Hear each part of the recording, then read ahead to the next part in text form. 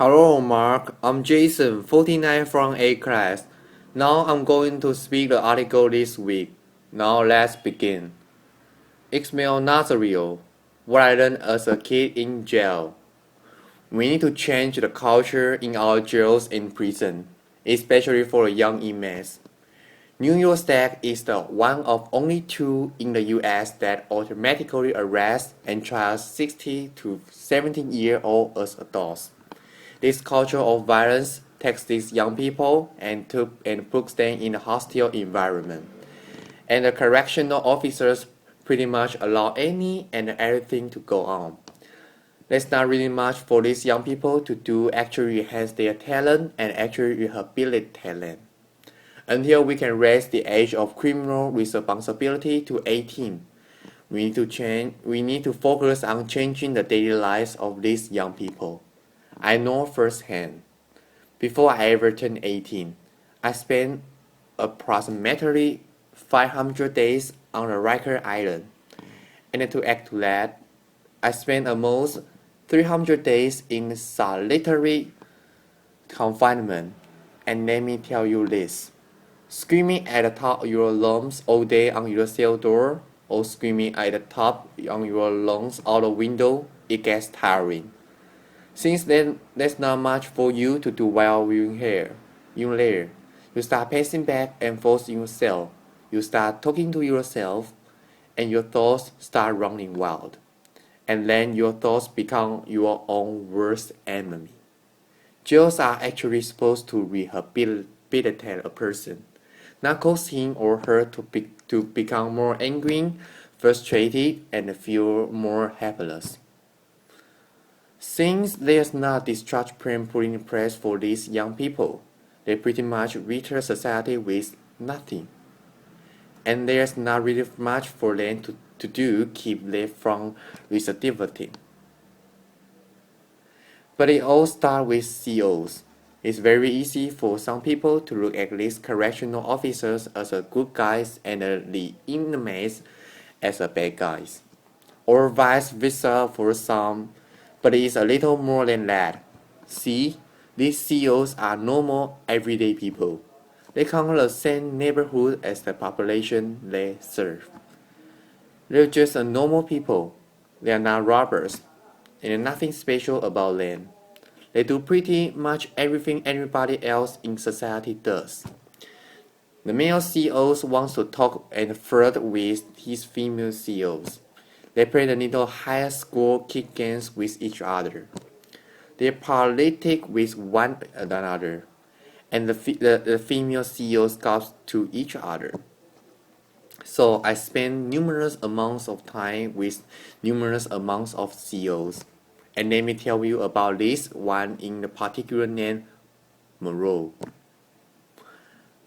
One day he put me in between A and B doors. We separate the north and the south sides of a housing unit. He put me there because I have a physical altercation with another young man in my house unit.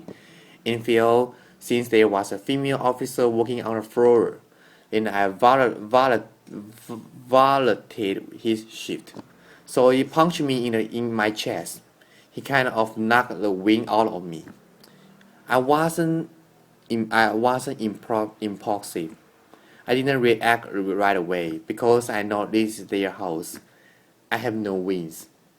All he has to do is pull his pin and poke on me until and the backup will come in me immediately. So I just kind of look in his eyes, and I guess he saw anger and frustration about just burning.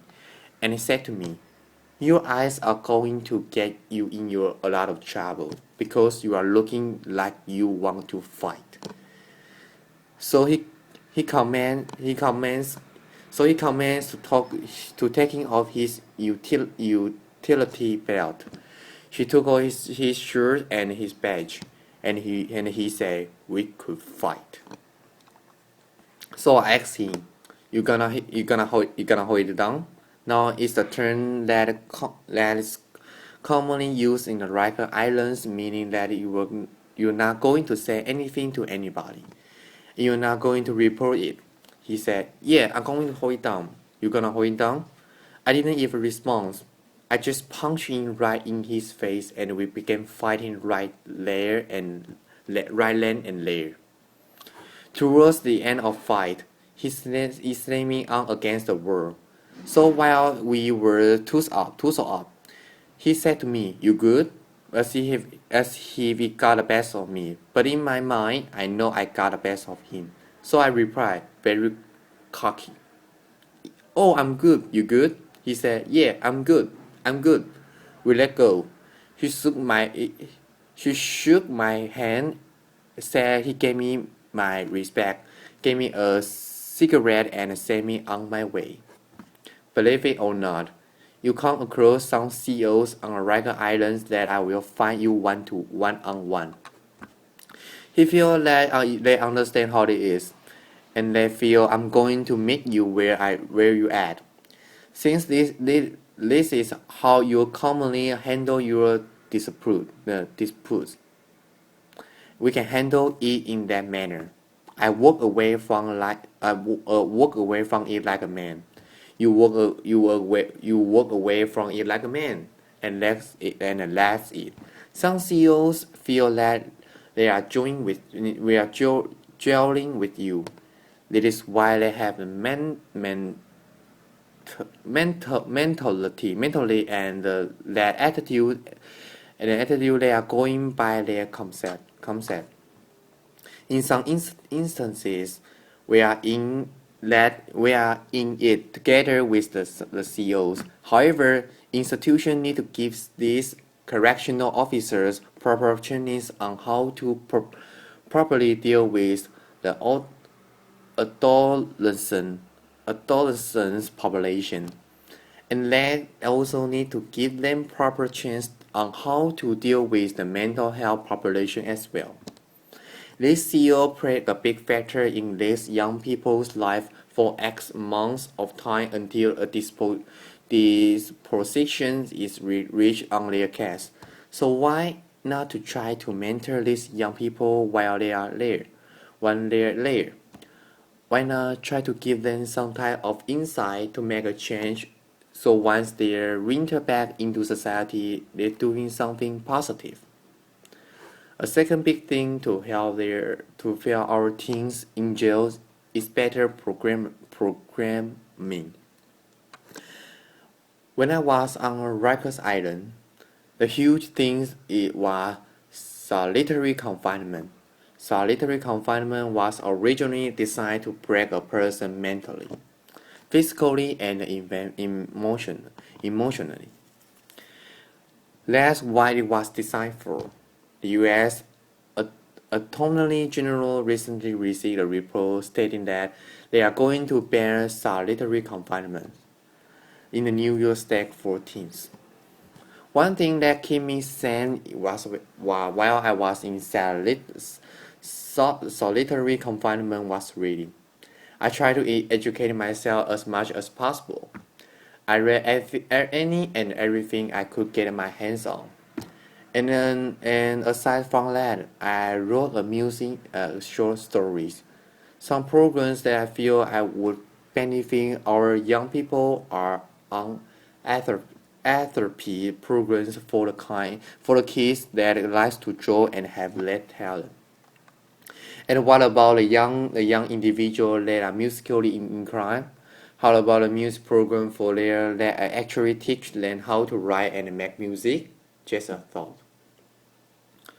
Well, adolescents comes to Rikers Island. C74 RNDC is the building that they are housing.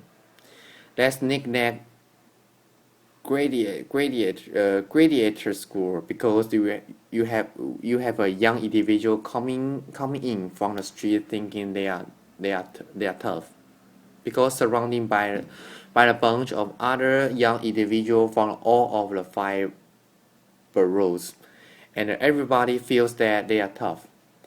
So now you have a bunch of young gentlemen poking their chests purchase out feeling that I have to prove I'm equally as tough as you and I'm tougher and tougher than you. You and you. But let's be honest. The culture is very dangerous and damaging to our young people. We need to help institutions and these teens realize that they don't have to read the previous lifestyle they led when they were in the street, and that they can actually make a change. It is sad to report that while I was in prison, I used to hear dudes talking about when I get released from prison. What type of crimes they are going to commit when they get back in the street. The conversation used to be something like this. Oh, when I hit the street, my brother got this connection for this, and that and third. Or my man over here got this connection for a low price. Let's exchange information. And when you hit the town, we're going to do real big. We're going to do it real big. I used to hear this conversation and think to myself, wow, these dudes are really talking about going back in the street and committing future crimes. So I came up with a name for that. I call it a go back to jail quick screen because really, how long is that going to last? You get a retirement from a plan with that. Nice little person for 401k, 403b. You get health insurance, dental. But I will tell you this. Being in jail and being in prison, I came across some of the most intelligent, brilliant, and talented people that I will ever meet. I'm seeing individuals take a potato chip bag and turning into the most beautiful picture frame.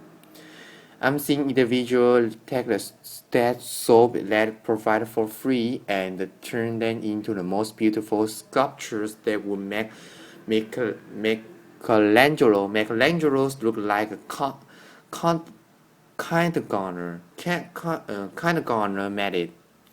At the age of 21, I was in a maximum security prison called Aromima Correctional Facility. I just came out I just came out of the waste shack from working out, and I saw the older gentleman that I knew stand in the middle of the yard, just looking up at the sky. Mind you, this older gentleman was serving a 30, uh, 33 and a third to life sentences in which he already have served 20 years for that sentence. So I walked up to him and said, "Oh, Jew, what's going on, man? You good?" He looked at me and he said, "Yeah, I'm good, young blood." I'm like, "So, what are you looking up at the sky for, man? What's so fascinating up there?" He said, "You look up and you tell me what you see." Clouds. He said, "Alright, what else do you see?" At that time, it was a plane passing by. I said, "Alright, I see an airplane." He said, "Exactly. What's on there? What's on that airplane?" "People." "Exactly. Now where's that plane and those people going?" "I don't know. You know? Please let me know. Please let me know if you do, and let me get some lottery numbers." He said, "You are missing a big picture, young blood. That plane with lost people is going somewhere, while we are in here stuck. The big picture is this. That plane with the lost people going somewhere.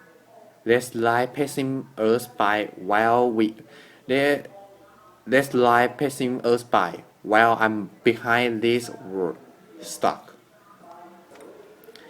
Ever since that day, that sparked something in my mind and made me know I had to make a change.